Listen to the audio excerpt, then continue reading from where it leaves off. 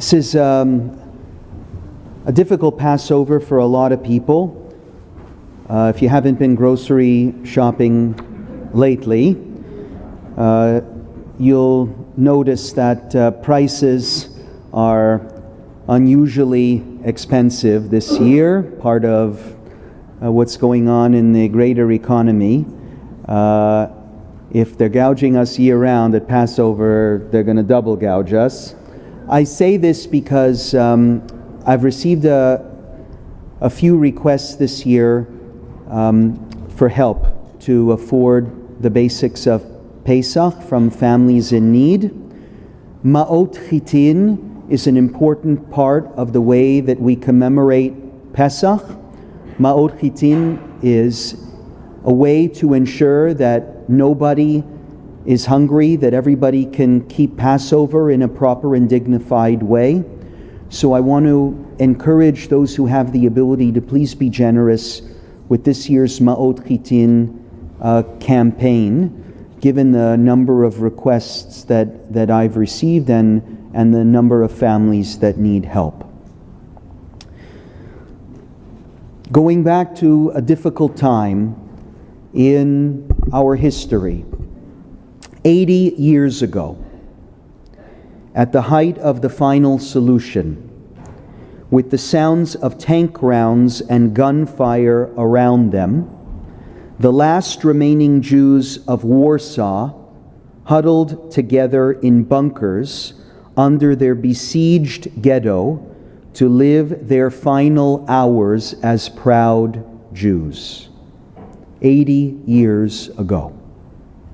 They read the Passover Haggadah, and in the hours that followed, they rose up in one of history's most iconic acts of resistance. Passover in April 1943 would be the last for the Jews of Warsaw. By then, the community was almost unrecognizable. Almost a year earlier, Adam Chernikov, who was the head of the Judenrat, the Jewish council appointed by the Nazis, had committed suicide after hearing of the Nazis' plans. He left a note to his wife that he, quote, would not be the hangman of Israel's children. The Nazis had since begun a terrifying program of liquidation, deporting between 5,000 and 6,000 Jews daily to the Treblinka death camp. They were murdered within 1 hour of arrival. On the 18th of April 1943, news arrived that the Germans had stationed an army in Warsaw ready to empty the ghetto of its last remaining Jews. Members of the underground resistance movements went into high alert. At the same time, the following day was Erev Pesach, and preparations for the Seder were well underway. Below the ghetto, the story of the Exodus from Egypt was embraced as a symbol of their own fight for dignity, for pride, for hope. And the preparations continued. Roma Frey was 24 years old that Passover and recalled how she and her family had tried their best to make their basement as nice as possible for the holiday. We tried to put the candles on the table and a white tablecloth, she adds. The table was made of a wooden board resting on a few things underneath. We acknowledge to ourselves and to God and to ourselves that we want to keep the traditions. That's what we felt in our hearts. We remembered our grandfathers, the hard times, their slavery and our slavery. And here we have hardly a hope to survive even just one day or night. The 19th of April, 1943, Erev Pesach, the Germans entered the ghetto. As is well known, they were met with fierce fighting from the Jewish resistance and a barrage of Molotov cocktails, grenades, and gunfire. With renewed strength and pride, this fledgling Jewish fighting force killed 13 Nazis, wounded many more, and sent them panicked, retreating out of the ghetto. They held out for almost a month as the Germans set to work, painstakingly burning each building in the ghetto to the ground. 13,000 Jews died in the fighting, while thousands more were arrested and deported to the east. But the Warsaw Ghetto uprising will always be remembered as the greatest act of physical resistance by Jews throughout the Holocaust. An action which inspired underground movements and partisans fighting across Nazi-occupied Europe. Spiritually, the Seder that took place below the charred streets of the Warsaw Ghetto that night can continue to inspire generations of Jews who refused to be broken, even at the darkest of times. Let us, this Shabbat HaGadol, revisit for just a few moments that Seder night in Warsaw 80 years ago, and think about a particularly revolutionary idea of Passover that played out then just as it has played out for generations. An idea that we can grasp by starting with a puzzle that emerges from the simple question, when did the Israelites actually leave Egypt? The Torah gives conflicting answers to this question. In the book of Exodus, the crucial portions of the Exodus story seem to all occur at night, in the middle of the night. The death of the firstborn, Pharaoh commanding Moses and Aaron to depart, and the Israelites taking their dough before it had time to rise. In the book of Deuteronomy, we find, observe the month of Aviv and offer a Passover sacrifice to God, for it was in the month of Aviv, Asher hotziacha Hashem Elokecha mimitzrayim laila. On that month, God took you out of Egypt at night. The picture seems clear from those sources until you remember that others tell a different story.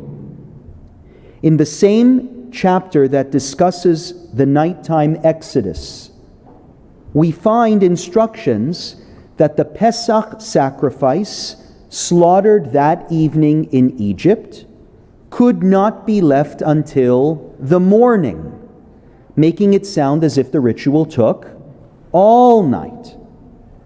And more striking is a description in the book of Numbers. They set out from Ramses in the first month on the 15th day of the first month. It was on the morrow of the Passover offering that the Israelites started out defiantly. Mimochorat HaPesach, the next day. Le'einei kol Mitzrayim, they left in plain sight of all of the Egyptians. In this description, there's no undercover, stealthily exit in the middle of the night. Here, only when the dawn breaks do they emerge victorious, and they leave calmly and proudly. So which is it? Did our ancestors leave at night or the next day? The Talmud notices the contradictory sources and asks the same question: when did our ancestors leave? Here is what they say: Hitchila lahem geula mi ba'erev. Says the Talmud, the redemption began in the evening, though it may have continued throughout the night and into the next day. If you read this simply, you could say that the plague of the death of the firstborn was the beginning of the redemption. Pharaoh was weakened and grief-stricken and emancipates the Hebrew slaves in the nighttime hours, but maybe our ancestors did not depart until it was daylight. But consider, if you would, an alternate reading. Think about this moment of revolution and liberation, the complete overthrow of the yoke of the oppressor, the departure from what had been a homeland to our ancestors for hundreds of years, Egypt, the charting of a whole new historical path. What would you expect to be the reaction of the Israelites in that moment? Perhaps, like we see today, they would have marched on the streets with banners and signs and protests, maybe a march on the palace, mass protests on the streets. That is not what happened. The Torah instead tells us, Vayikhu lahem ish se lebeit avot, se labayit. At the moment of the Exodus, there was no great demonstration on the streets, just families in their homes with the Passover sacrifice, offering thanksgiving.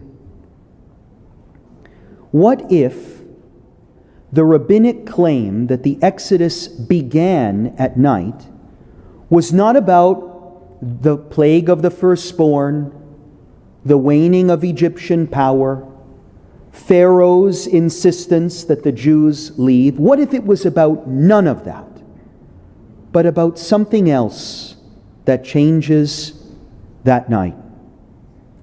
An entirely new model of religious life, instituted then, that becomes the norm for the way we observe our religion even today. Se lebeit avot, se labayit. In our homes, with our families. It's not about when we left Egypt physically. Redemption happened when we left an Egyptian mentality. A mentality we know that was obsessed with slave labor, with the building of temples and pyramids, granaries and storehouses, and palaces and cities. And God's command was to reject all of Egyptian civilization and go home. Se lebeit avot, se labayit. Be at home. Be with your families. There, a revolution began. A revolution where parents will teach things to their children, where intimate conversations will orient all of our religious commitments, where religious practice and devotion to God and to our people will define the very fabric even of our private existence. This is an interpretation of the Exodus story that is challenging. We often think that the most important things happen outside, in our collective spaces and institutions. And Judaism says no. They happen in your own walls, in your private spaces, with the people who are closest to you. This is a challenge because in all of us, there is a powerful impulse to rely on our institutions to form our collective identity. Our schools will educate our children. Our institutions will keep us safe and secure. Leave it to government. Leave it to the politicians. All of those impulses and outcomes are good, and they are crucial and critical to survival, but they are not enough. The Torah tells us that before there was a temple, and before there was a Torah, and before the national salvation of the Red Sea, there was Se lebeit avot, Se labayit. There were families and homes where everyone together had to find their own way on their own to carry forward their mission and their vision to the world.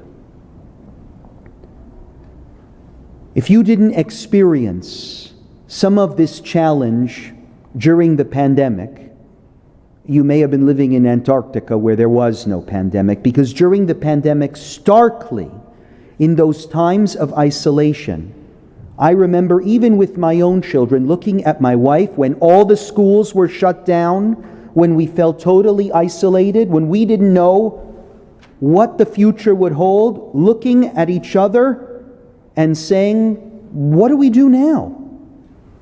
All we've got is each other and our home. What could we rely on? What books do we have on our bookshelves? What's in my mind? What's in my heart? What's going to sustain us through this time? Now that the pandemic is over, take that feeling and bring it to your seders this week. This is the quintessential home-based ritual of Judaism. That's not an excuse not to come to shul at the end of this week. But the Seder, arguably, is more important and more ancient. You'll learn, if you do the Seder properly, how foundational and important a home ritual around the dining room table is for transmitting identity and values. Every time we study with our children, every time we articulate our values to others in our home, every time we practice and pass on rituals to the next generation, we are actively creating something that no oppressor can snuff out. We actively resist the pharaohs of our day and oppressions of all kind.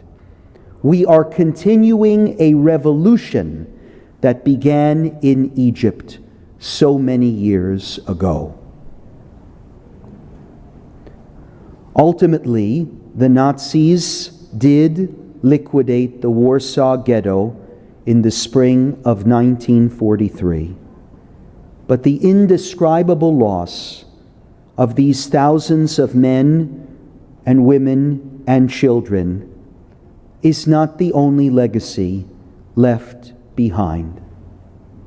They left us, these victims, with the heroism of their great act of resistance. 80 years ago, they decided at the Passover Seder, we will not go as sheep to the slaughter. we will be inspired by the story of our ancestors. They too were just families who rose against a mighty and evil empire with faith, with hope, with courage. This is our history, but it is also the world that we see around us.